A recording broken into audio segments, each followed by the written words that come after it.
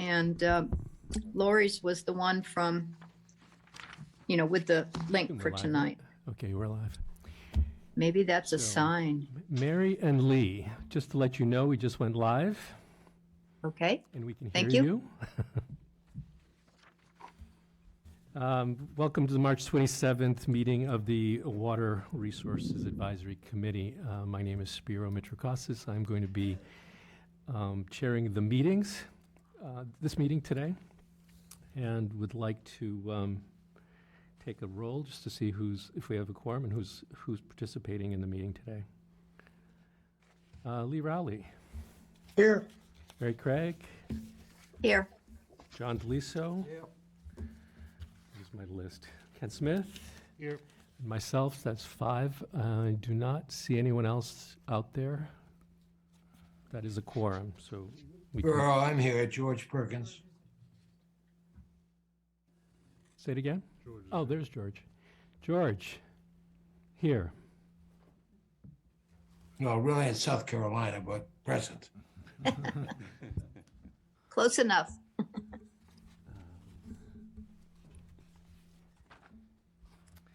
First order on the agenda is update project status and schedule. Are you guys ready to do that? Just let us know who you are before you do. Lou Ragazzino with Wright Pierce. I'm the OPM for the project. So in the past 2 weeks, we've received some significant deliverables. The first item is for the Water Resource Recovery Facility. We received from CDM Smith the 60% design plans and specifications. They've also been submitted to the town. So we are in the process of beginning our review of that submission. Going back up to item A1 on the agenda, we also had an internal meeting and discussion on the groundwater discharge permit, which CDM Smith will brief us on shortly. Related to the collection system, Contract 2 is advertised for bidding. That's the documents you see before Mike in front of you on March 22nd. And then Contract 3 will be advertised for bidding this Wednesday, March 29th. Since our last meeting, we also prepared a cash flow estimate looking at all 6 contracts over the duration of construction to try to see how that cash would be distributed to the various contracts. That was provided to Jeff. I just asked you to pause for a second. Lee, Mary, George, you guys keeping up? Do you understand where we are on the progress report that was emailed to us before the meeting? I did not get it. I got it. So obviously we can't get it to you now unless you go into your email. But if you're That's okay. having, I'm listening.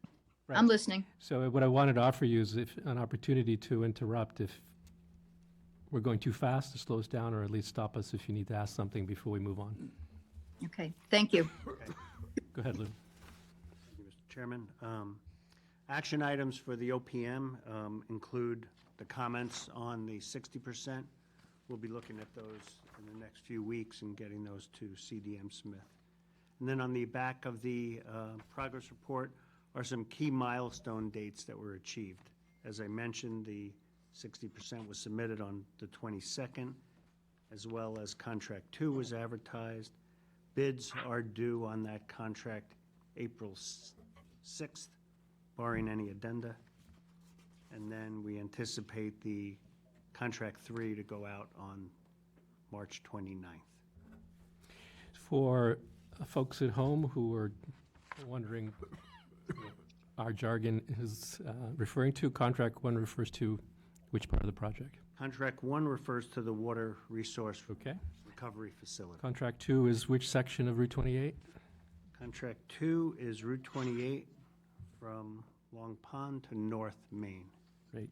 And Contract 3? Contract 3 would be from the Parkers River Bridge along Route 28 to Long Pond, and then including a portion of River Drive. So by the end of the month, we will have gone out to bid for 3 of the 6 components in Phase 1. 2. Contract 2 and Sorry, contract 2 is not going out yet, April 6th. Contract 1 won't be going out. Contract 1 is, as Lou mentioned, is the resource I'm recovery sorry. facility. That won't be until later this year. November this year. So it's just contracts 2 and 3, the Yeah. first 2 of the collection system. Okay. Is that typical order progression on the contracts? Nothing's really typical. It all depend, they're all community specific. In this case, we had some other factors entering in here. One is that we've got obviously all of Phase 1 runs along Route 28. So the original intent was the western part of Route 28 from Barnstable to the Parkers River Bridge was supposed to be part of a Mass DOT project, and we're still hoping that's the case, which wouldn't start until later in the schedule. So we wanted to see if we could get some more work done in Route 28 so that the road isn't torn up from one end of the town to the other. So contract 2 and contract 3, we intended to get out early. In addition to getting bid prices in before town meeting, that's obviously an important component as well. So because of the schedule constraints, we couldn't get the resource recovery facility out to bid before the town meeting, but we did our best, and we're halfway there to get at least these 2 contracts out to bid, so we have bids in hand prior to town meeting. Mr. Chair, can I just ask a question? On the bid which is going out for the resource recovery facility in November 3rd, typically how long is that bid advertising and the selection process? Just so I understand, this is for my own edification, and maybe the people listening, how long that typically takes. I'll let Matt Pitt is our project manager for the resource recovery facility. He's more in tune with the schedule for bidding for that project. Sure. Folks can hear me? Yes. Yes, Yes. For a project of this size, there's 2 bid events generally. The filed sub-bid opening, which would be a lot of categories. Sometimes we'd even split that up. And the general bid opening. A more direct answer to your question would be something about 10 weeks, maybe 8 would be kind of pushing it. 10 would be a little more comfortable in terms of from the time that we advertise to the time that we get to the general bid opening. Thank you, Matt. No problem. If I might, I'm concerned with the whole of the project. We are getting in focus with half of the project, mainly from Parkers River to Bass River, but without a clear understanding of the Commonwealth of Massachusetts participation with the town of Yarmouth, we potentially have a problem. We've been operating from day one on the theory that the Commonwealth of Massachusetts would be our partner on the eastern half, if you will. Is there any clarity that can be, I realize you're speaking for others, but, I don't know, Jeff, if you Yeah, I want to can address that. comment on that. We're continuing to work with Mass DOT on the partnership. In fact, we had a meeting with them just this afternoon to talk about how we can continue to coordinate with them on the project. We have a definitive timeframe to award this, and we were very clear with them. That's June 30th of 2024, which is just over a year away, but is fast approaching. So they know our timeframe, and we've talked about what that might look like. While they won't be ready to do their overall project in that timeframe because they've got a number of components related to intersection improvements and sidewalks and some right-of-way issues that'll have to impact a time frame. We are talking with them about doing an advanced utility component to the project, and that'll be very important for us to get both water and sewer in that stretch. There are other possibilities, even if we had to do a project outside of a cooperative project with them, to do advanced utility work where we get a permit in advance to put in the water and sewer work. So we're working through those different possibilities with them. We do have a definitive time frame and schedule that I mentioned before, and we're committed to making that and trying to work with them as closely as possible to get elements of their project to happen at the same time. well, it was, I've been a part of the committee now almost 5 years, and from day one, the part of the carrot to the town was that the Commonwealth of Massachusetts was going to be our partner. In fact, I think 4 or 5 years ago, they were stating a much earlier schedule for the rebuilding of 28 Parkers River to Barnstable Town Line piece. And, you know, to me, I want the project, but we also need the money.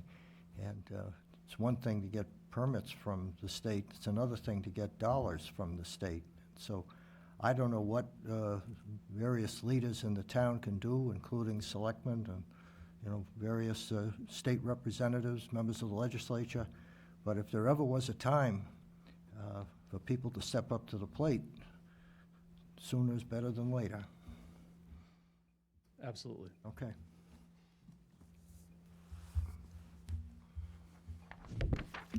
Any questions from Lee, Mary, George? Nope. You guys want to continue? Yes. Spiro, just one. With regard to the funding from the state, when were they going to be making a commitment on that? Is it August when we were talking about the SRF and other funds? There is a draft intended use plan currently, and we do expect that to be finalized in April. So next month, we should know definitively. I don't have any reason to believe our project wouldn't change from being the #1 ranked project on that list, and that just finalize what they've already put out as that list. Then shortly after town meeting, we'll make our formal application. You know, CDM Smith probably could go into more detail about the process of that, but no, it'll be in advance of August. I think, Lee, you're thinking of the absolute deadline for this round would be an August filing, but we're going to be doing it in advance of that. Okay. I guess the issue is, in responding to the public's questions at our town meeting, have we got a good, pat answer as to the sequence and commitments from the state on a timeline that coincides with our awarding the contracts? My concern is we're asking for over $200 million, and I'm thinking the public is going to show up to the town meeting and going to ask some questions as to how much we're going to have besides the resources that we've put together, which are very good, a commitment from the state and maybe some federal money as well. Will we have any answers at that point, or are we going to be still in a position to just say that we won't have the commitment until August? Can I answer that? Yes, I want to just address that a little bit. First and foremost, the financing plan is put together, and this project is predicated upon our participation in the state revolving loan program. The timing, the way that program works, the town has already made its application. The state has published its priority list for the upcoming year. The town of Yarmouth is #1 on the priority list. There's steps that we need to go through before you sign a contract with the state, and one of those is appropriating the funds. So I just want to be clear. We're not behind schedule with the state funding. We're ahead of schedule with the state funding, and we're in line to receive their contracts when we fulfill our own obligations under that program. So we'll be prepared to directly address any of the questions regarding the state financing at town meeting. And I just want every member of the committee to fully understand that the SRF program is the strongest part of our funding, and that is at 0%, which we've had meetings with them indicating we're entirely eligible to receive 0% financing for this project. So that is, the entire vote that we're going to take is predicated upon that. Okay, Bob, I just have one question. Do we have a fallback position if we go to town meeting and we do not get authorization for the money that we're requesting for phase one? In deference to the consultants, if you don't mind, Lee, do you want to answer that now, or do you want to hold it for the No, financial no, discussion? I'll answer that. I don't understand what you mean, a fallback position.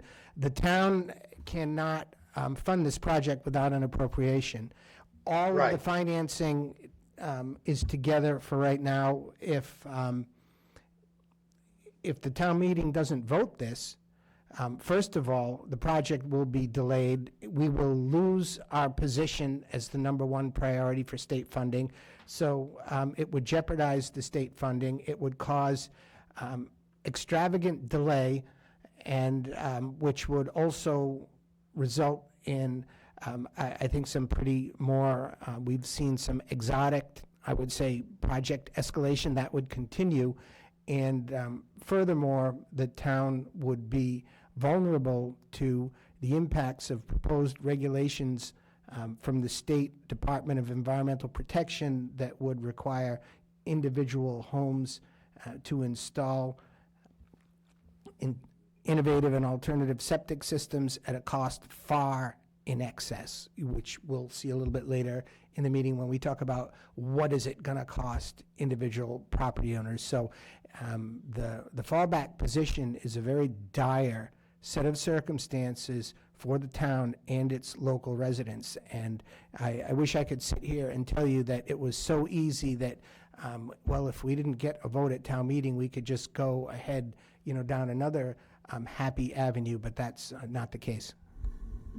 Okay, so step one would be the town meeting authorization for funds, and then we have to go, and the townspeople have to vote in an election to. No, there is no ballot, and we There's no ballot. we can talk about this, more. The only reason that you would have a ballot question is if the town sought to place this project out on the general taxes for a Proposition 2.5 type of an override. And what we'll discuss, and I thought we've been discussing this at length over and over and over, but I just want to remind folks that we've put together a highly integrated financial management plan for this project, which leverages multiple funding sources that are designed specifically, first and foremost, to limit the amounts that are required from each individual homeowner in order to get this system rolling, and I think even more importantly, to eliminate the need, by leveraging these multiple funding sources, eliminate the need for a general property tax increase, which would be what would be sought at a ballot question. So in order to implement this program, we require the appropriation of the funds at the town meeting and then the initiation of the contracts with the Commonwealth of Massachusetts. So this project does not require a ballot question vote. Okay, thank you. Lou, do you want to continue? You want to finish the memo? I'm finished with the OPM update. The Thank contract you. schedule, I think it's worth going over the contract schedule. That was the only thing you didn't get to. Specifically, it's a little bit redundant, but it puts the project in perspective time-wise. So, do you want to run us through that, or do you want me to just read So it? for contract one, the water resource recovery facility, the treatment plant, as I mentioned, we just received 60% design. 90% is scheduled for August of this year.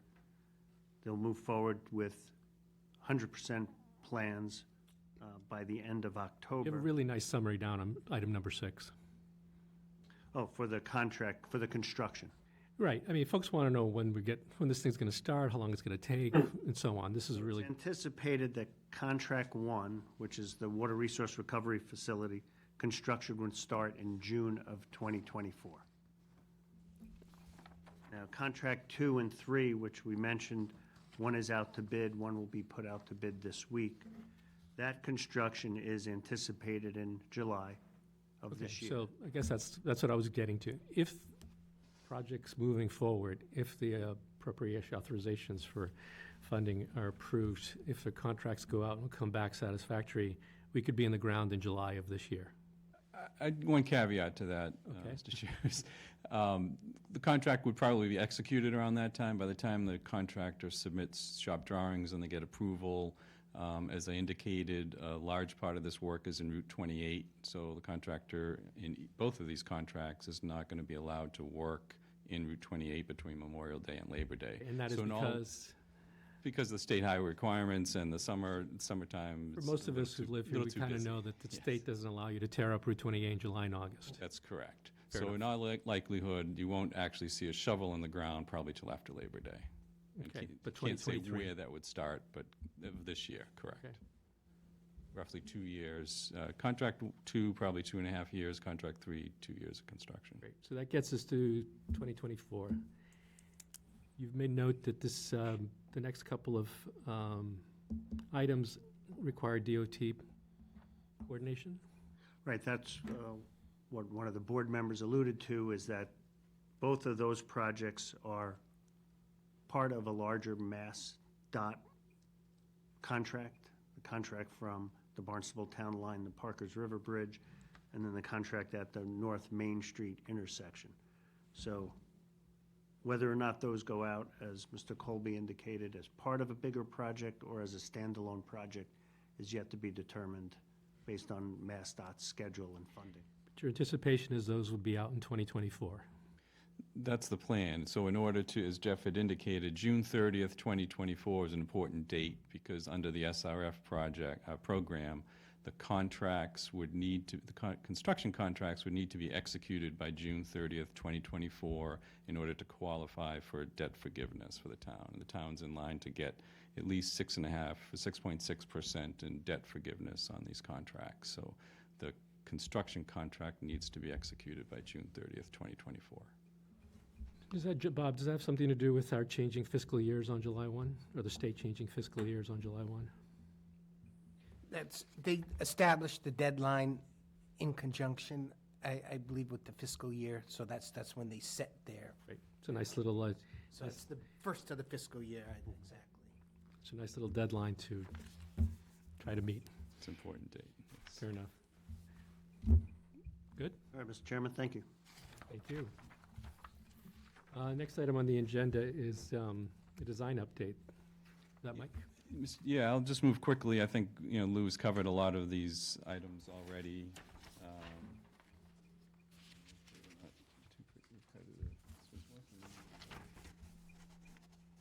Just have a couple of slides, and I think you have them in your.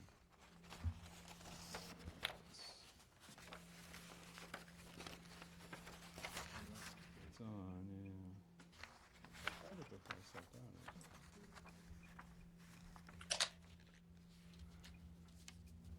There we go. Thank you. I'm not very tech savvy. In terms of the water resource recovery facility, as Lou indicated, we submitted the 60% design.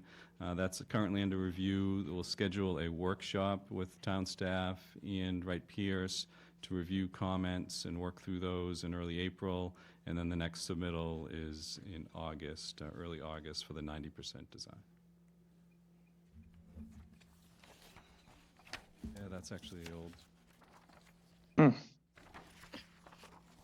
think that was last month's update. Sorry, yeah. That's fine. A lot of these dates are still, so that your handout's a little different than this, but the dates are the same. Again, not to be too repetitive, but as Lou indicated, Contract 2 is currently out to bid. It went out to bid as of last Wednesday. And as I said, I just thought it would be instructive for you to see. We've talked about plans and specs for a long time here, just so you can see what goes into it. So this is Contract 2, the specifications. This lays out exactly what the contractor needs to install from a technical standpoint, has all the contractual requirements, all the SRF requirements. This is a double-sided document, so Contract 3 will be very similar. And to put in context, the resource recovery facility will be at least 2 or 3 volumes of this size. And a set of plans here to go along with the specifications as well. So contract 2, again, is on the street. The intent is to open bids next Thursday, not this Thursday, April 6th. How many bidders do we expect We won't know until, last minute? yeah, I mean, I haven't checked in with Laurie or Mary to see how many people have pulled, how many potential bidders there are, but, you hope we get 4 or 5 at this point. And then contract 3, again, will be on the street as of next Wednesday, the 29th, and we'll open bids for that contract on Thursday, April 13th, so the following week. They're staggered a week apart. So just to repeat, these are the 2 contracts that you anticipated having bids on before a town meeting, and you'll be able to evaluate them against what we were budgeting. And Correct. we'll have useful information at that point as where we Have- stand financially. Useful information, yes. Actual bid prices, yes. So,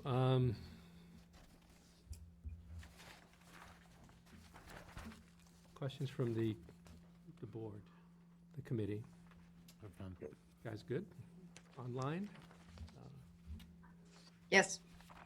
Yep. I notice we have at least, Bob, you're okay with these guys? Yeah, Sort of checking around the room. We have department heads in the room would like to jump in. Jay? You all set? All right. We're finally to a point where we can discuss the actual costs that a property owner would be incurring. And I understand the town manager and his financial team have been working diligently to come up with those analysis and those estimates, and you're planning to share that with us right now? Yeah, that'd be great. I think maybe I'll stand up for this.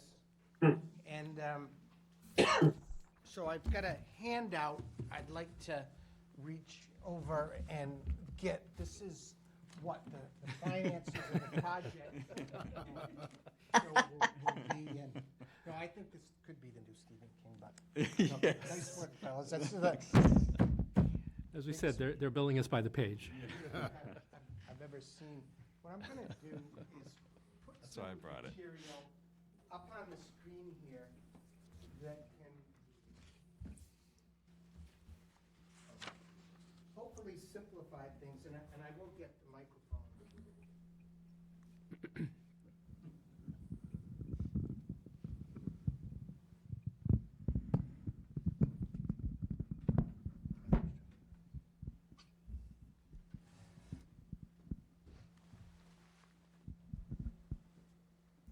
Thank you, Jeff.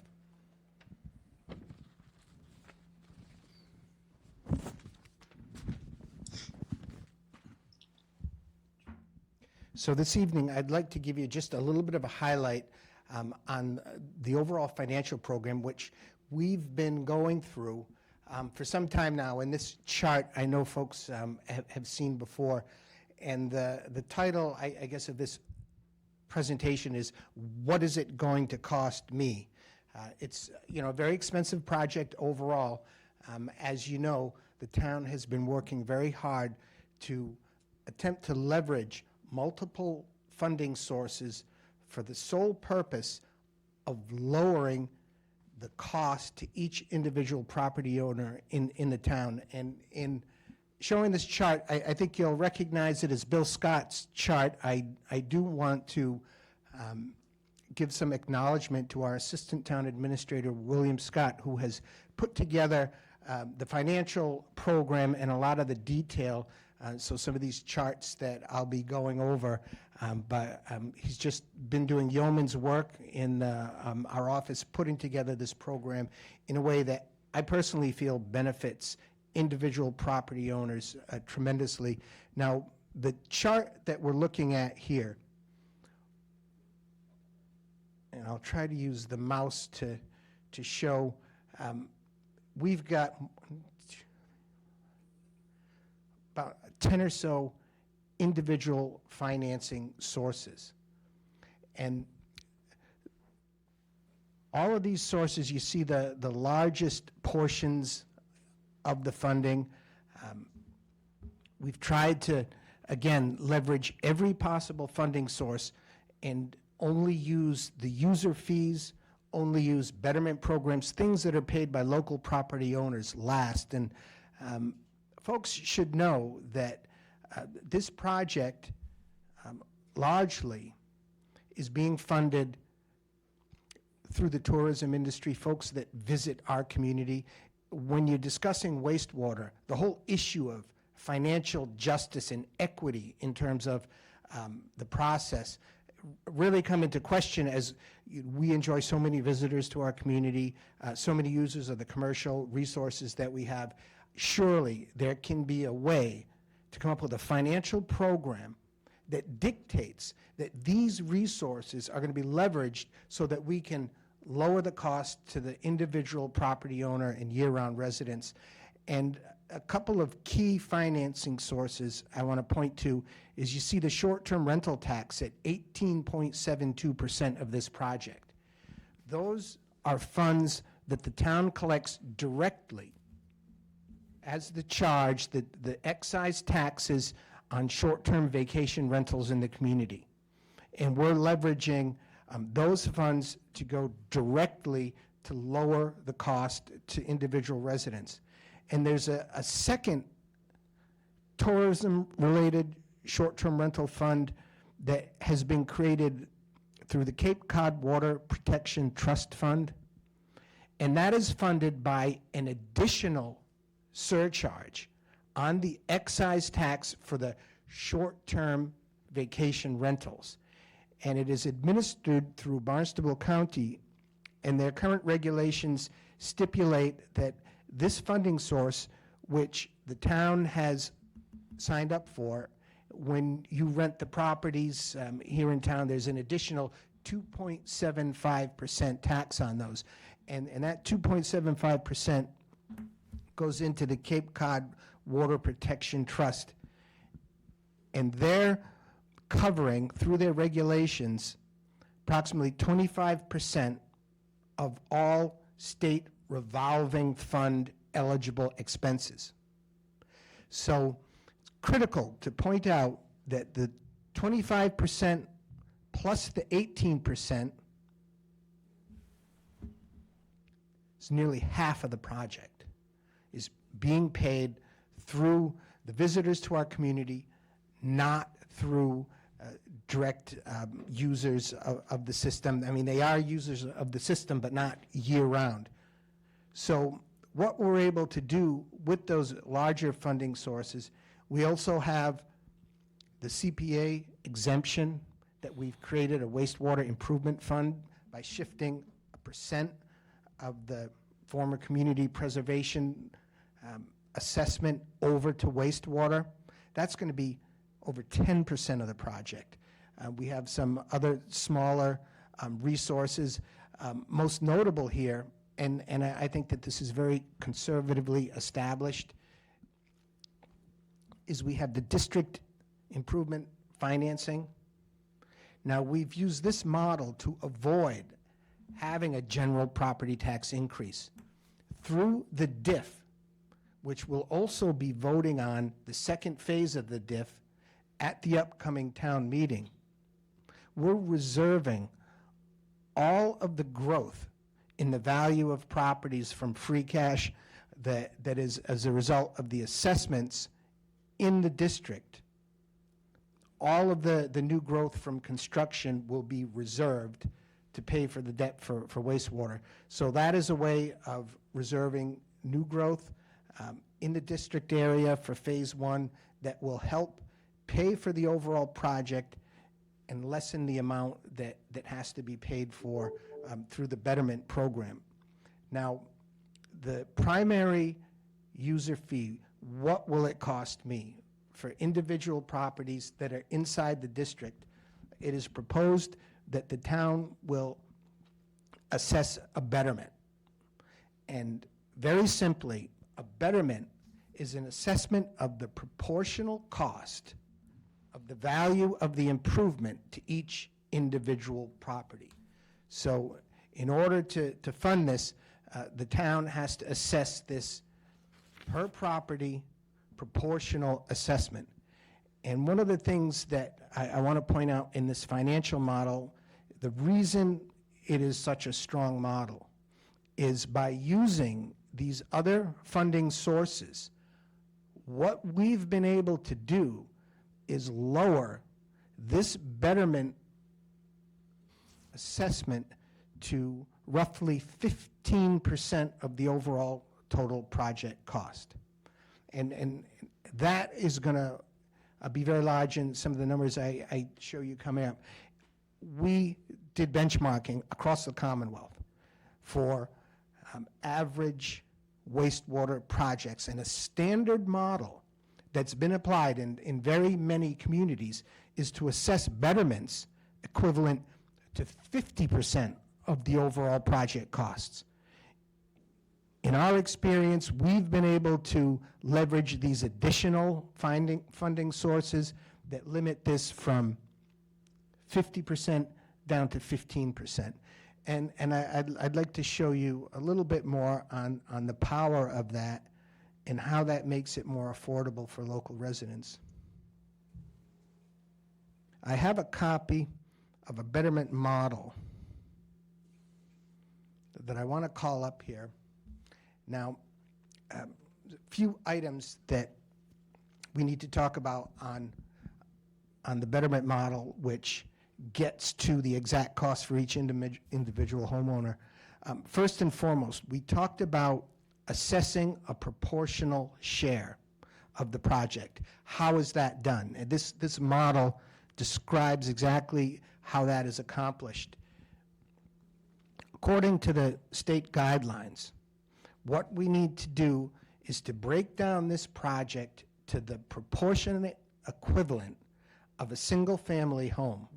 So basically, what you do in a situation like this is you develop a single-family home value per unit of what the assessment will be. Very simply, in our case, for the Phase 1 wastewater in the town of Yarmouth, the single-family dwelling unit, 2 to 3 bedroom, has through the state a design flow 330 gallons per day. That is equal to 1 unit, and the value of that assessment will be $15,000. That will be the betterment for a single-family home in Phase 1 of this project, for a 2 to 3 bedroom home. There's an additional charge if you get into a 4, 5, or 6 bedroom, and it's done per bedroom. But the standard design flow for a bedroom is $15,000. Now, if we were to apply that standard that's more common, that assesses a 50% betterment, these betterments would be $50,000. And I want to make it clear, it was through the application of those other sources of funds, primarily the use of the short-term rental income funds, the district improvement financing, and the Cape Water Trust, we're able to construct this project at a betterment cost of $15,000 per single-family home. And as a point of comparison, we talk about the DEP regulations that have been proposed. The DEP regulations are that without a project like this, every single individual single-family home would have to install an innovative and alternative septic system. The cost to those is valued at approximately $50,000, similar to the cost that you'd see if we did a 50% betterment. But in our case, by limiting the betterment down to $15,000, it's a tremendous cost savings to local residents, and we're also able to fund the betterments to individual taxpayers with no upfront expense.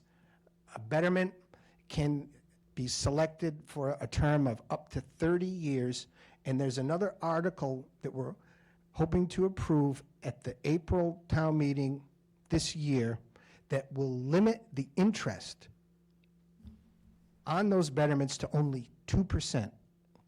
So what that means is that local homeowners can take that $15,000 no upfront costs, and they can finance that through the town's betterment program on their tax bill for 30 years at 2% interest, which is far better than any possible funding program that you could develop commercially. And if you took the entire 15,000 and went the entire 30 years at 2%, it's equivalent to $510 per year per home on your tax bill. Now, in addition to the high cost, if you were to take your innovative and alternative septic system at $50,000, you would not be able to fund that over 30 years, nor would you be able, in all likelihood, to get a 2% loan in certain circumstances, perhaps, but it would be much shorter term. Number one, the cost of that would be much higher, but in this case, the annual assessment of 510 is actually far less than even the monitoring cost of your innovative and alternative system. So never mind buying it, the costs are $2,000 to $2,500 a year just to maintain, perform the testing, and you have to have a contract to do that. So what we're seeing here is for this particular project, given the 0% financing that we have, given the mechanisms that we have for the long-term low-interest financing of the betterments, the other funding sources, we're down to $15,000 per home, which is about $510 per year. Now, how this model works is, keeping in mind also another key factor in limiting that per home cost is that phase one is comprised of primarily the commercial center of the community along the Route 28 corridor. Every use in that corridor, and this is the Department of Environmental Protection's flow table. So every property use is broken down to the design equivalent of a single family home. And I'll show you a little bit of how that works. If you have a multi-family dwelling, condo units, those types, even a hotel, motel, it's broken down per bedroom and then matched up with the design flow standards from the Department of Environmental Protection. And for example, multifamily dwellings are charged per gallon per bedroom, which you can see the gallon per bedroom is 110 gallons per day. That's the design flow. Now again, a single family home has an allotment of up to 330 gallons per day of just design flow, not actual flow, but design flow for a proportionate comparison. So each unit of a multifamily dwelling is equivalent to a third of an individual family home. So by unit, by bedroom, multifamily calculates out to 5,000 of the 15,000 or 1/3. It's the same for hotel, motel is per bedroom, per room is 1/3 of a home. And each individual property use is calculated right down to commercial. If you see restaurants, which we have a lot of restaurants in that district, individual seats dictate how much design flow, which calculates through this model, every restaurant is able to calculate exactly what their betterment would be. For example, a restaurant per seat is 35 gallons a day, and that calculates out to be roughly 1/10 of a house. So you would have 10 seats in a restaurant is equivalent approximately to one home. A few calculations: if you had a 50-room hotel, is assessed $8,500 annual fee. If you had a 50-seat restaurant, it's $2,704 per year. And again, single-family home, up to 3-bedroom, up to $510 annually. So through the state's established guidelines, we're able to break down each individual property usage and calculate them all consistent with a single-family home. Mr. Chair, can I ask Bob a question? Bob, just on the design flow you commented on restaurants and hotels, help me understand, do these numbers reflect the seasonality nature of many of our hotels here in Yarmouth? And will those numbers change? You know, you get properties on South Shore Drive, for example, that are only open half a year. How will that affect that, you know, that design flow that you're showing? The design flow is, in many of the homes, there's homes that are seasonal as well. Yep.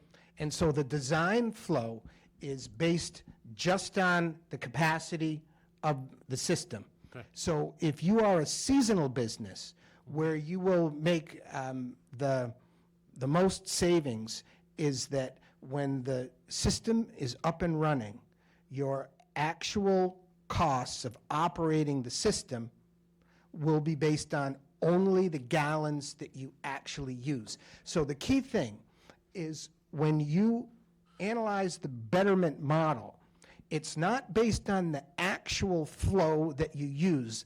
That's all of the O&M costs.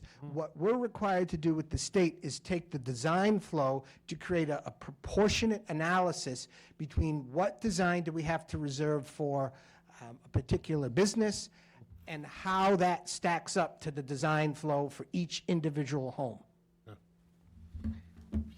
So, Just a quick amplification. I think we are under the same constraints when we're building septic systems. So you still have to build it to capacity, even if you're not using it 6 months out of the year. so the design flow from DEP serves as the guidance for this model, and the numbers are calculated that we have by establishing the 15%, right, that we need from betterments to finance this project. It creates our overall bottom line number, which is approximately $32 million worth of betterment financing of the overall $207 million. And by establishing that, that's the way we can set it at that 15,000, and then we calculate out for each individual property what those values are, and that's what determines you back into the analysis. By having the 15,000, it's able to cover everything. Now, I think one of the important things that I wanted to, if I had the chart, I could show you.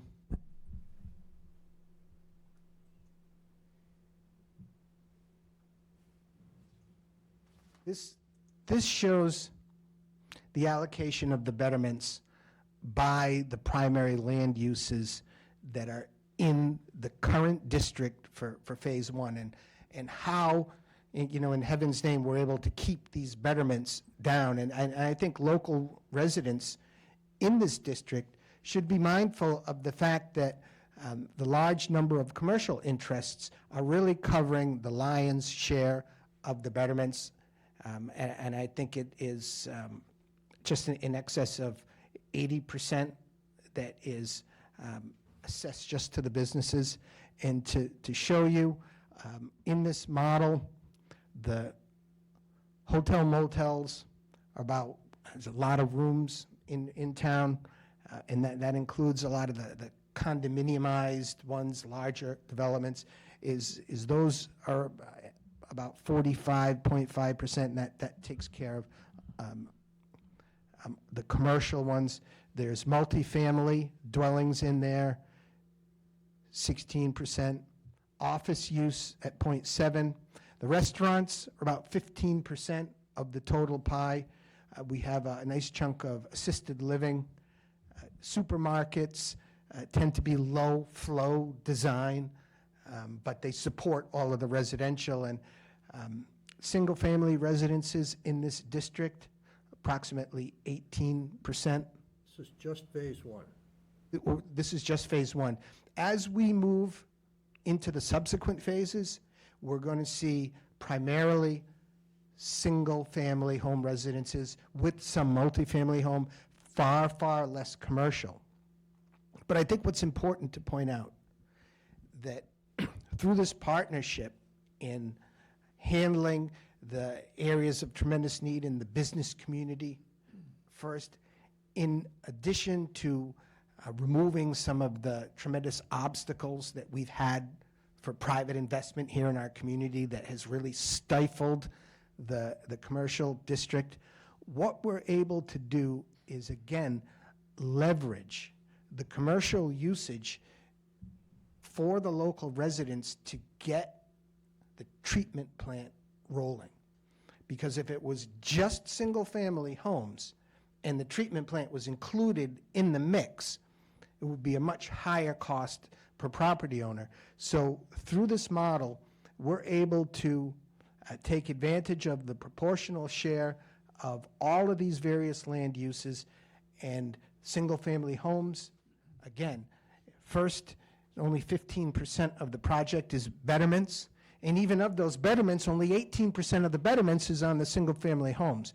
And by all of the properties acting together, we'll be able to finance the plant and the collection system so that phases 2 and 3 will not have as high of a burden on funding the overall treatment system. They'll pay a proportional share of it, but to a large degree, the commercial will still be somewhat subsidizing the plant overall, but the subsequent phases will have the same proportionate share model that, you know, hopefully the costs won't escalate tremendously. We're going to try to keep it as constant as we can through phases 1, 2, and 3. So I'm not sure if I had anything else I wanted to show. This shows some of the more detailed calculations in the summary by land use that is somewhat helpful, but I wanted to make sure that we delved right into the proportionate share model that comes from the Commonwealth of Massachusetts. The part that's good about it, this has been litigated, this has been judged and held up, so it's the recommended best practices for assessing the betterments. And I think when you combine the work we have here on the proportionate share versus leveraging the other sources, we're at a unique point in history. You know, we know that as a result of increasing amounts of development over a long period of time in these critical resource areas, that our community is suffering from this nitrogen pollution. That if we're going to have a safe environmental future for the generations to come, now's the time that we need to begin to clean up this water. And with this particular program, we're poised right now to take advantage of this opportunity to get this plant going. And again, it's kind of, I just can't get my mind off that earlier question that we had of what if we're not successful? This is a tremendous opportunity for the town, and I hope very much that we will be successful, because if we're not, our ability to put together a program like this won't come again. And the cost to individual homes of $15,000, even today, it should be a minimum of $50,000. We know that. And if you take away some of the funding sources, add escalation, if we were to come back in future years, you know, it may not be look as good as this. Now, I just want to go over a couple of other costs that Homeowners will have the 15,000. Do you mind taking a pause for questions at this point? Because we're going to, in a second, you're going to leave this cost component, right? Sure, okay, Okay. let's, Questions from the committee on just the better, this cost component to the property owner, which, Yes. setting aside the other revenue sources, we're talking about betterments. So, John, So, mind if I go to John first? sure. No, Lee? All right, go ahead, Lee. Yeah, Mr. Chairman, a question I have for Bob is, I know this is based on the model that we developed, and it looks pretty good. The question is, would the betterment value change if our funding sources turned out to be better than we're estimating? And then vice versa, if our funding sources were not as good as we're projecting, would the betterment cost go up? yeah, I guess the answer to both of those questions is yes. If we were to lose parts of our funding program or not implement those, we'd have more to make up through the betterment. And I think this is a solid number. I think our revenues are very conservative and very solid at this point. And, you know, the best example that I can give is the district improvement financing. We've been enormously conservative with those estimates. And if it will take, you know, 10 to 15 years to see if that growth that comes in as a result of the infrastructure is much higher than our estimates, in which case it will help finance the future phases of this project. But I would say overall, the model is solid. One item that is uncertain actually falls potentially to the good side, that, again, our estimates we feel are conservative. In the state revolving loan fund program, we talked about the provisions that are currently in the regulations for loan forgiveness. You recall that? And today, in the regulations that Yarmouth specifically qualifies for is on that overall 2.7 million, that there's 6.6% that they have in their regulations that they intend to forgive that portion of the loan. Well, there are additional funds that the DEP has that have been assigned to the state revolving loan fund in excess of $30 million that they propose to use for potential additional loan forgiveness, but the regulations are not available. And they are not able to give us any estimate for what the town may qualify for. So when we put this financial model together, we can only use the exact regulations that are in place today. It may very well be that prior to the assessment of the betterments, a larger share of the loan is forgiven. So what that basically does is reduces the project. So if the cost of the project to the town were reduced, then we'd be able to proportionately reduce the betterment model so that it remains capped in that 15% module. And so that's what we're trying to do with this project, is to take the betterments. We know what portion of the project that we have estimated for those. And if conditions change, we do not anticipate major funding sources dropping out. But if, you know, that hypothetical scenario would negatively impact betterments. But what is more likely is potentially, if we have additional loan forgiveness, we'll revisit this number to take it down a little. So one last question, Bob. Can we tell the public that what we have for betterments is going to be fixed, the number is going to be fixed, and that if there's a future cost, lower or higher, that we would pass that on to future phases? Or does the current phase, you know, not guaranteed on the betterment? Okay, if I'm getting your question, and please ask it again if I miss the point a little bit, but I think the key thing is that the way this project works is Phase 1 is its own independent project. So that is what we're financing today, based on all of the contracts, the appropriation, the betterments, everything. So we're prepared to say that Phase 1 is fixed. The people won't be getting any surprises with the numbers, that this is where the Board of Selectmen have indicated, and that they'll be capping that amount. So we're in good shape with Phase 1. Now, in future phases, we're not prepared today to say that we can cap future betterments, because project costs, we have only rough estimates. And as time goes by, Phase 2 is not set to take effect for another 5 years.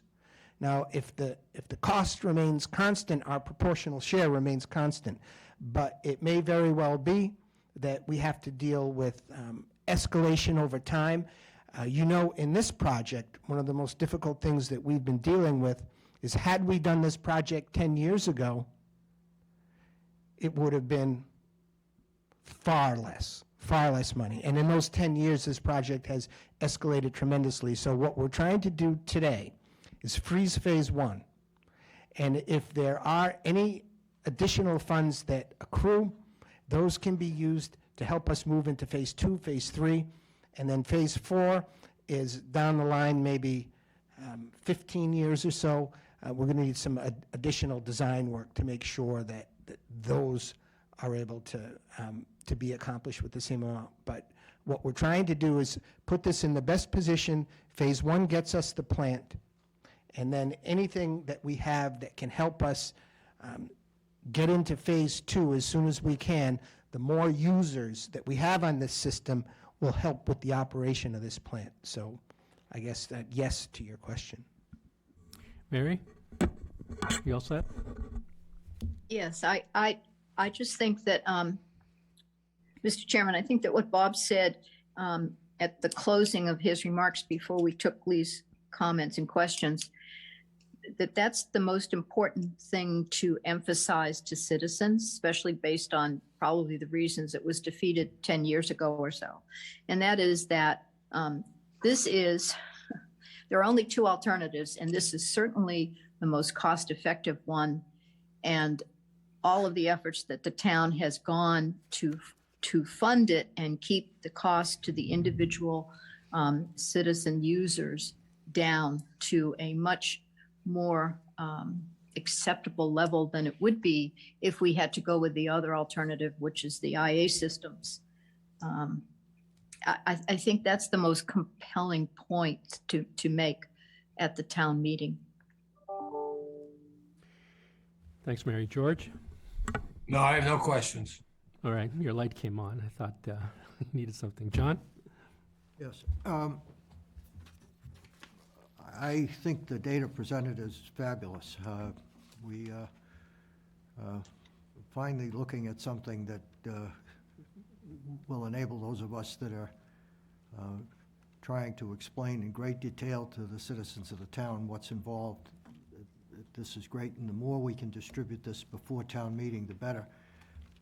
It may be, I don't want to get ahead of myself, but I think being able to say to the homeowner, on a chart similar to what you have here, the betterment component, the homeowner's component is the following. We've got the 15,000 figure, and I assume you're going to go the rest of the way with, okay, I'll stop. Yes. Yeah, Bob, actually, can you just back up the very first slide, where the funding sources are coming from? I just had The pie. the pie chart, thank you. Just had two questions on it. I think this chart is great, and totally agree with John's statement that, this absolutely needs to get out there to the public, because that's really the questions that I'm hearing. I just really have a question on the funding sources that and I just asked the question, 25% of the funding is coming from the Cape Cod, wastewater trust fund. And help me to understand, Bob, where that stands as far as application process. Is that money guaranteed now and set aside for us? So, a fair amount of our projects is dependent on that, and I just want to understand that process. Well, the key thing that needs to be said is that over time, the Cape Cod Water Protection Trust will need additional funds. That 2.75% over the next 30 years will not be sufficient to meet all of the Cape Cod towns' needs. And so that we know, but it is well-funded now with the 2.75% that goes in there. And the way that process works is that, they don't give us 25% of 200 million. They are designed to work hand in hand with the SRF program. The town of Yarmouth will never see these funds. The way it works is that the application to the Water Protection Trust, if you are a member, which Yarmouth is a member of that, is the application for the SRF.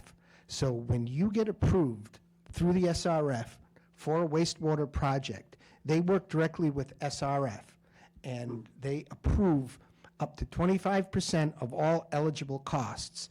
And the way that the funds are dispersed is that the SRF puts together their financing, and they determine what your annual cost will be, and then a bill goes to the trust for 25% of that, and another bill goes to the town. So they pay on an annual basis the 25% of what you would have been paying. And that way, they do it over a long period of time. And so that gives us a little more time to make sure in future years that we're able to get more money in that trust. But that's the way the regulations are set up today, which we're going by today, and so it's an automatic distribution. So we're already applied to it because we applied to the SRF and our application has been accepted. One last follow-up, and let's just forgive my ignorance on it, because I'm new to the board, but help me, the 4.5% from solar, help me to understand that one piece of it. The town has issued a lease for a solar field that would be located at property. It's actually up at the top of Station Avenue. Okay. And so we have the leases in place, and the developer is Amoresco. And as we move into the later years of the project, there's approximately $300,000 of projected revenue from solar that we've indicated, and the town doesn't have to do this, but this was another source of funding potentially that we put towards trying to reduce the cost to individual properties. Thank you, Bob. And for me, Bob, spreadsheets, are they available? How do we get a look at them? Who's got them? You're presenting them in a public meeting, so I presume they're ready to be made public. Yes, the model, I think at this point, I'm going to be putting on the town's website, and we're also going to be making a presentation to the Board of Selectmen tomorrow evening. The spreadsheet essentially examines the individual number of units by each property class. So we're not publishing, information on, your individual property, but we have all of the data available in a spreadsheet that's going to be on the town's website.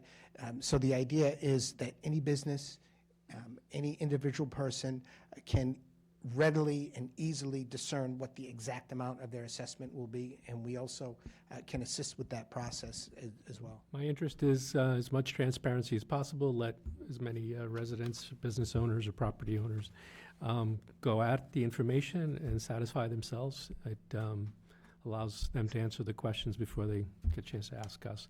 So you're going to move on to the second cost component, which is direct cost to the property owner to connect. And are you also going to address the third cost component, which is the capital surcharge? So I'll address each of those items in terms of the total cost for the system. So with the funding allocation that we've gone over and the betterments, that is the lion's share of things. It's the how you fund $207 million without an override. and at as low a cost to individual property owners as possible.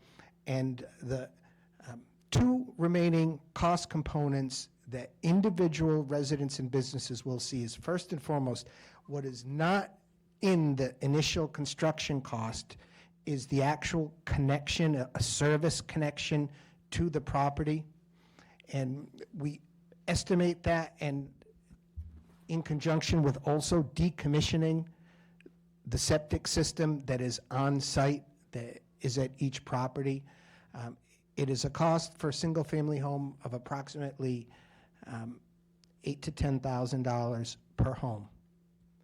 And there's a fund we're working through the county. They have the county septic loan program that has been recently rebranded as the Aqua Fund program.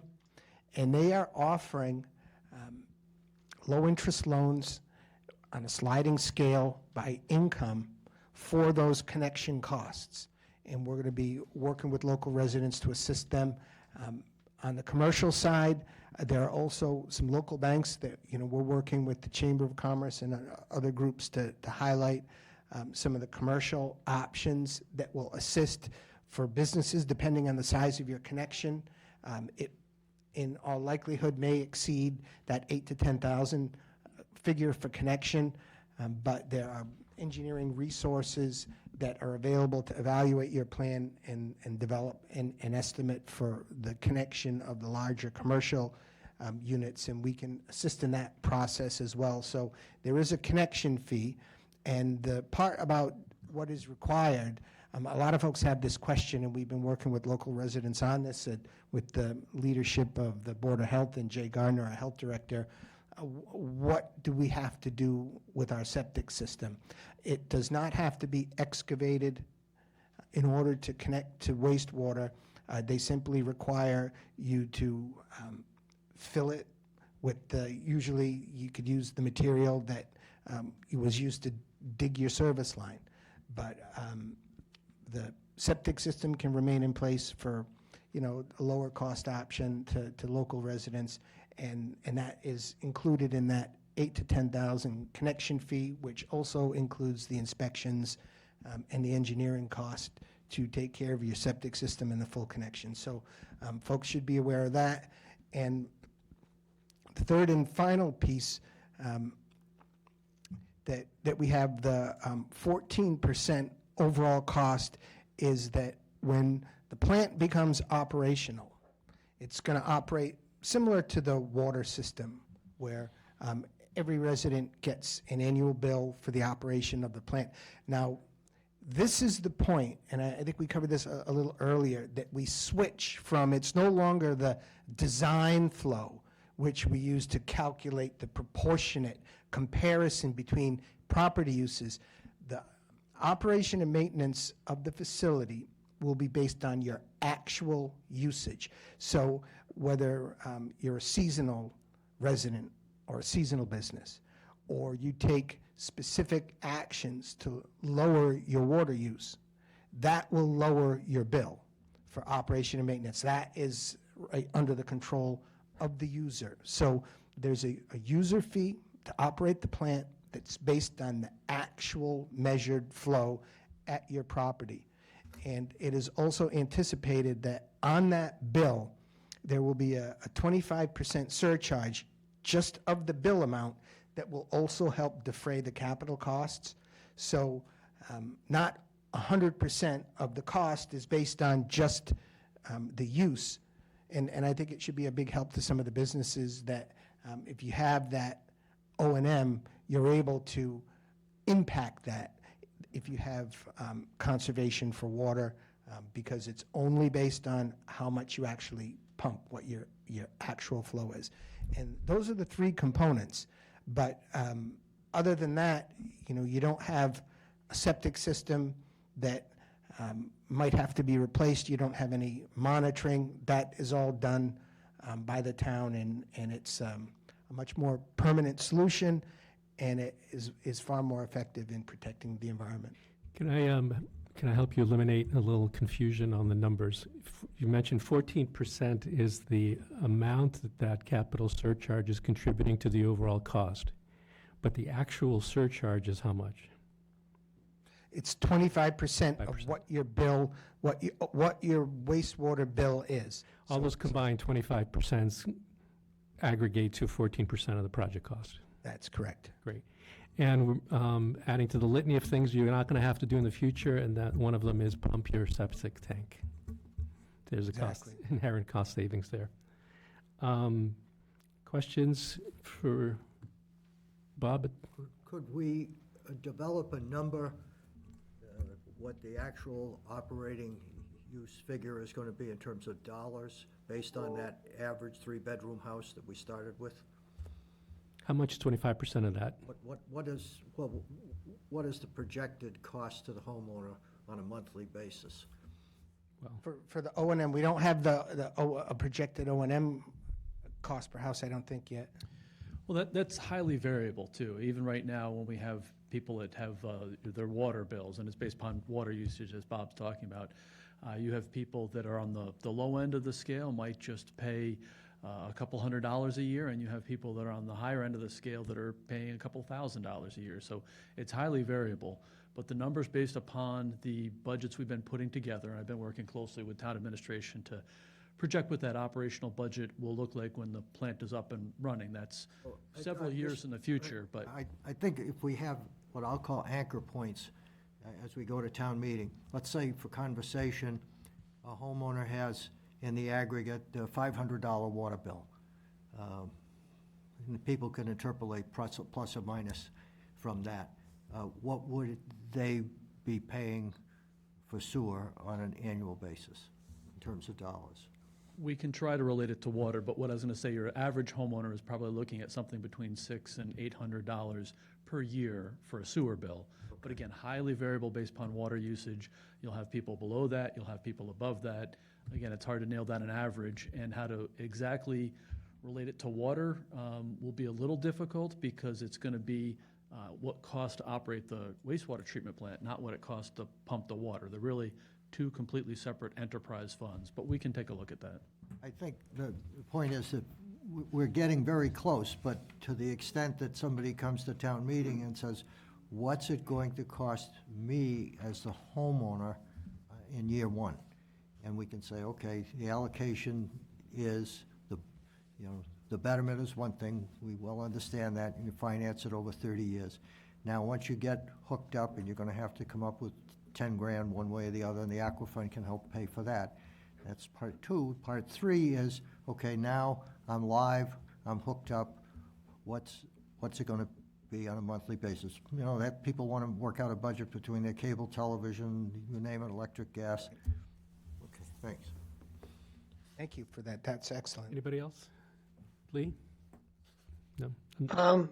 I kind of agree with John that for a single-family home that has, let's say, 4 people, 2 children, and 2 parents, can we come up with some typical water usage, derive it out of maybe something we know, and come up with a value for an annual cost? Can we do that? Yes. Absolutely, and I think I just mentioned what that was, but it's highly variable. I have the same number of people in my house today that I did 10 years ago, but I now have 3 teenagers, and the water usage, my bill has tripled. So we can certainly look at that. The people haven't changed, the usage has, but we'll certainly take a look at that closer. Let me just make sure we're beating this horse to death. We, at the same time as discussing the 25% surcharge on the sewer bill, we introduced the sewer bill. So the third cost is actually a sewer bill, which now has 125% cost, right? So it is not the water bill. It's a separate, distinct bill, which I don't know if we're going to be billing them together, but nevertheless, it's an addition to. So that could run us in a spectrum of $200 to $800. pick a number where you fit on that. And on top of that, we're going to lay the 25%.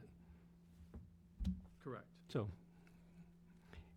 those are, when we're calculating out an estimate for a single-family homeowner, a three-bedroom property, it'll be those three pieces that we're adding together to give folks an idea. Ken?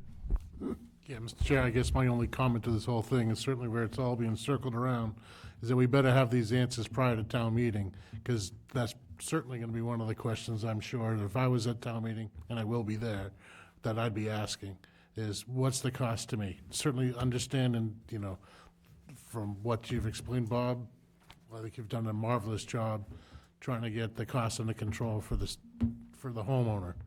But they're gonna wanna know, and we better be prepared to explain it, what their overall cost is gonna be, because that's really what it comes down to, is when they're writing the check.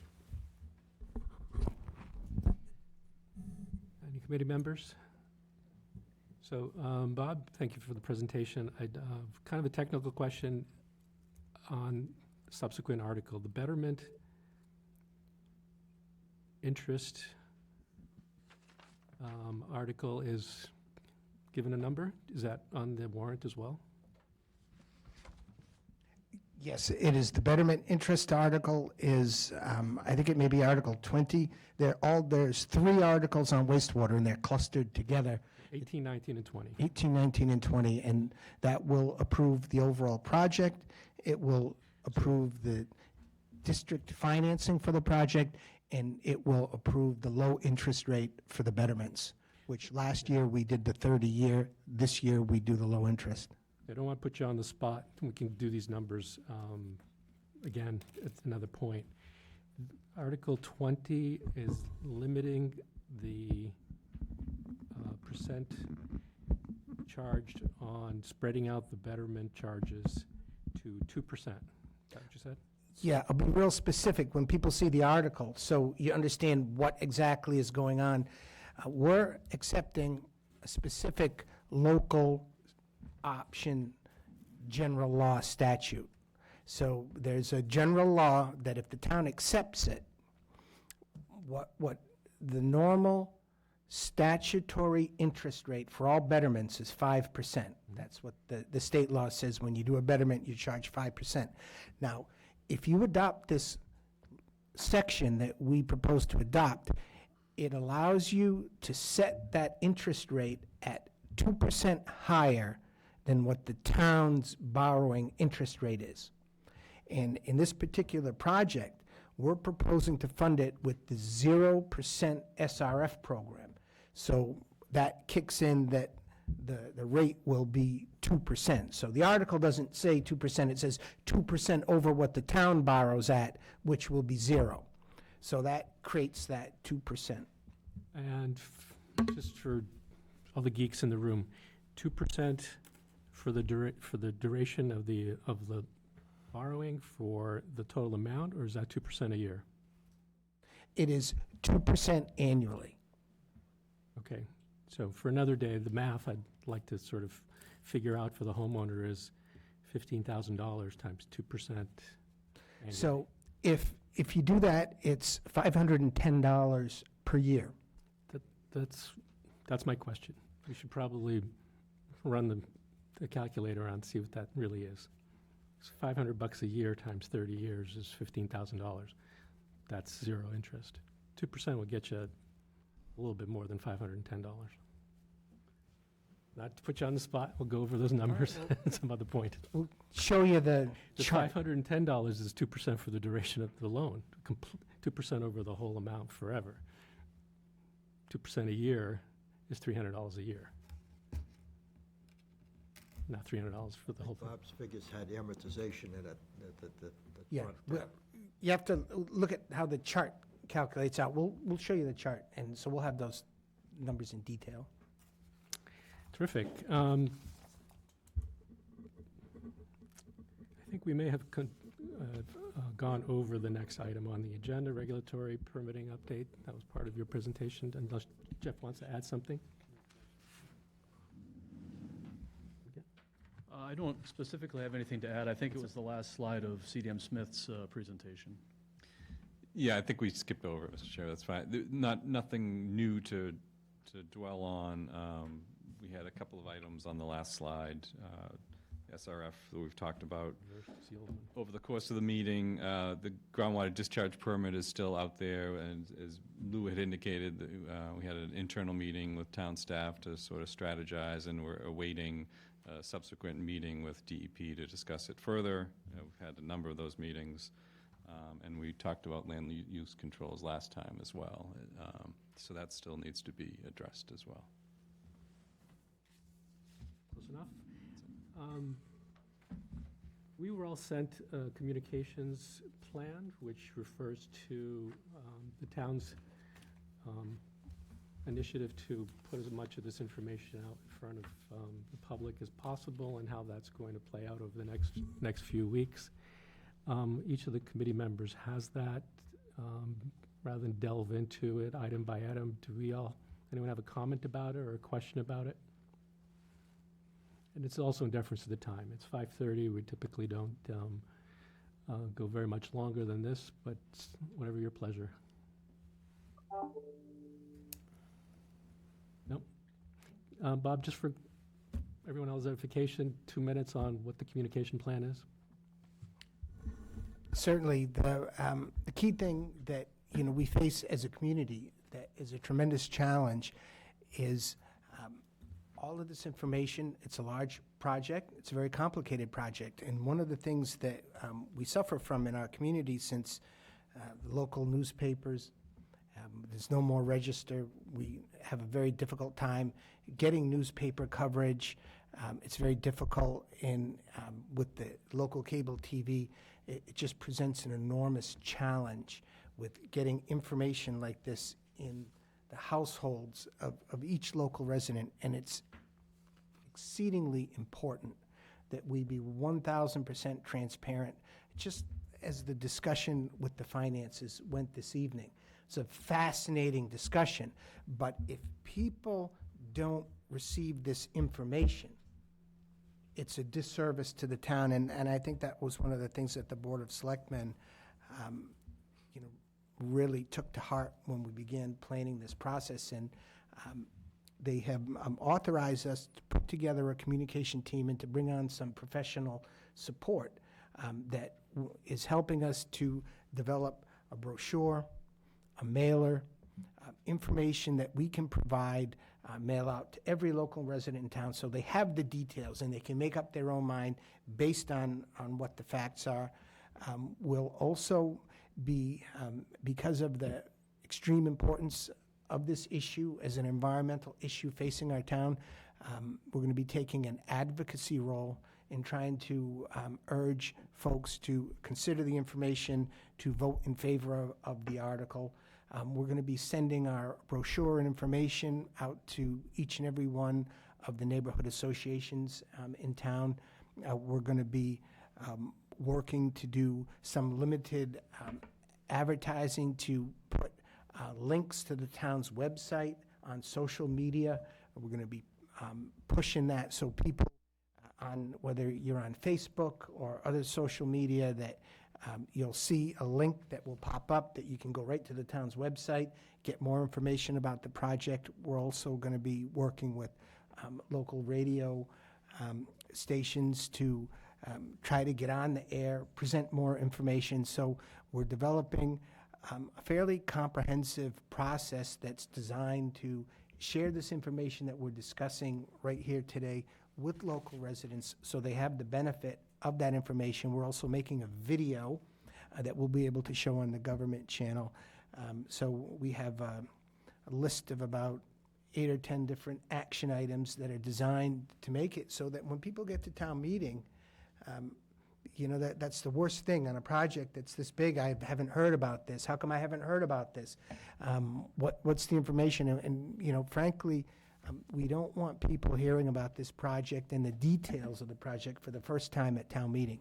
We think that would be a disservice and a mistake. So we're working very hard at a communication program, and if folks have ideas, other things that we can do, we're also planning some hearings and forums and to try to just get the community as engaged as possible. So please participate. I want to thank the RAC. Spiro has been a key person in our communications team, making sure that we cross every T and dot every I, and it's been very, very much appreciated. Thanks, Bob. Do we have an estimated date for some of that communication hitting the residents, property owners, recipients? It should be next week. We've got the brochures and material. After many, many rewrites, that's one thing. It's a good thing we had a large communication team because we had a lot of input. But material is being printed this week, and we hope to do some mailings by early April. Okay, so folks will start seeing that in their mailbox in a week or so. Tomorrow, the selectmen are meeting. This item on their agenda, Yes, in fact, there are two key issues for dates that I think would be of very much interest to the committee. Tomorrow, we're going to be doing an update for the Board of Selectmen that walks us through the entire project, including the financing issues, things that we've talked about today. We'll try to maybe address any of the gaps as soon as tomorrow if we can. And I think that'll be a good opportunity to hopefully vet the project a little bit more. So we'll have the update tomorrow. That's March 27, Board of Selectmen. That meeting starts at 6 p.m.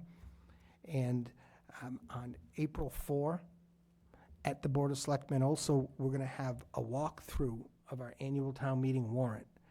And that'll cover all of the articles, but it'll be another opportunity when we hit those articles 18, 19, and 20 to have a public presentation on some of the details for wastewater and get some questions. So in terms of tomorrow evening, did you request the presence of this committee at the selectmen's meeting? I think that'd be great, as many folks that can come. And, quite honestly, it'd be great to see, some support. And I think the Board of Selectmen, just like, the public, need to hear when everything is distilled down, how does the committee look at things? Is this something that's favorable? So if it's possible to express some positive statements at the Selectmen's meeting, that'd be great. Great. Mr. Chairman, I'd suggest a positive statement as a vote of support of the project or So the I guess that's article. where I was leading with all of this. We've been given a significant update today on the issue of financing and who's paying for this project and how much is costing individual groups or classifications of groups. So I kind of want to throw it back to the committee to ask if they were sufficiently educated or informed on the subject that they wanted to pass judgment on any part of it this evening. But that's really up to you folks at this point. In hand with that, we're slated to meet one more time before town meeting, which would be April 10th. April 10th, yes. April 10th. If there's an opportunity to express a formal position, April 10th might be an option, if you'd like to wait that long. I think Bob was hedging a little bit by saying, why don't you guys come tomorrow and say some nice stuff about the project, which we're happy to do. But it's really up to you if you want to take a position more formally. So that would require a little discussion and then maybe a motion. John? Well, I don't know if this is the right time or not, but it's probably going to come up at town meeting anyway, so concerning the linkage of the water bill to the operating costs, some conversation about irrigation systems. For many a homeowner, irrigation can be easily double an annual water bill. And query, do we, as a policy matter, keep home irrigation linked, or do we consider a two-track system, for the lack of a better label, was, I don't know whether that means 2 meters or what, but just putting it out there and the idea of getting as many of the issues as possible on the table to be thought about before town meetings, so that we at least have a thoughtful response when it comes up. So if I can just put some color on that. If we're talking about that, we're past the stage of going forward, right? I don't think that's going to be the issue which makes or breaks the project. But rather than engage in a substantive conversation about it, maybe Jeff would want to volunteer. Where exactly would a decision like that fall in town government? The sewer commissioners? That's up to the sewer commissioners on how they want to set the rate structure. That's, one of the reasons I had mentioned before that it's highly variable. If it's part of the overall sewer bill and water usage, it's, that's one thing. If you're going to subtract that out and, share that cost over a much smaller number with the irrigation backed out of it, that's going to be a much different number. That's why it's highly variable. The sewer commissioners will ultimately make that decision when they set the rates. And I can say that there's communities that do it both ways, and we're very familiar with those. There's some that will have a separate meter, which has its own challenges with regards to replumbing, and there's communities that have decided to use it as a total usage of water. I'd suggest that based upon some of the things I've heard from DEP and others, they'd like to see it as a total water usage because that is a conservation tool. People will then use less water if they know they've got to pay for it on the other end as well. Back to the question at hand. Does anyone want to speak to supporting the project as it's presented, has been presented to us over the past few months and couple of years to get to this point where we're going to town meeting to request funding through Article 18 to implement those plans? Mr. Chairman, I think we should very definitely formally support the project before town meeting. Is it your pleasure to do today or to wait till April 10? I don't see why we couldn't do it today. Great. Would you like to make a motion? I'm sorry, is there further discussion on this? I'll be happy to make a motion. And I'll also make a comment. The Finance Committee has explicitly supported the project in our report to town meeting. Great. And you know that, George, because you're on the Finance Committee. Correct. Very nice. So one of the virtues of being a chair is you don't actually have to make the motion. So I'm waiting for you guys. Oh, I've already made it. Oh, I'm sorry. I just got caught up in the comment. Is there a second? Second. Is there any discussion on the motion? So we should hurry up before anybody changes their minds. I'll take a vote. Mary, Aye. Lee, Aye. George, Aye. John, Aye. Ken, Aye.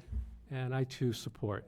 It's a unanimous vote to support the project and Article 18 specifically on the town warrant. I hope that's beneficial. Lee, you've been a tremendous spokesman for the committee in the past. Is it by any chance planning to go to the selectmen's meeting tomorrow evening? I'm not sure if, Bob, if is we it the need- practice of the selectmen still to have Zoom Zoom participation? Yes, the hybrid participation's fine. Is that something that you would be willing to do if we can nail down a more specific time? yes, Great. I also plan to attend in person in case that's of any use, and I'll leave it up to the other committee members to jump online or to be in the room as well. I don't suppose you know where we are in the agenda tomorrow? Ballpark. I think it's 6:45. Okay, so that gives everyone a pretty good idea of when we need to be there. Mr. Chairman, could you have the link sent out for that, please, that meeting So I tomorrow night? believe- Sure, I don't think that's a problem sending it out. I think it's already online. If you go look for the selectmen's agenda, you just click the Okay, selectmen's I'll do that. agenda.